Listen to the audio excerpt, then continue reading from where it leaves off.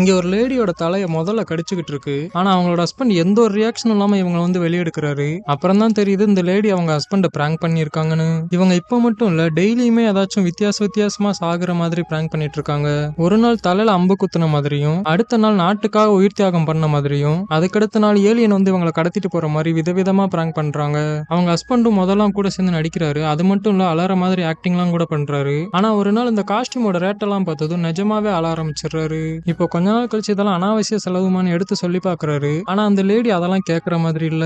இப்போ வீடு ஃபுல்லா காஸ்டியூமா இருக்கேன்னு அதெல்லாம் எடுத்துட்டு போய் குப்பை தொட்டில போட்டா அதை அங்க இருக்கிறவங்க எடுத்து பார்த்துட்டு இவர் ஏதோ கொலகாரன்னு நினைச்சுக்கிறாங்க.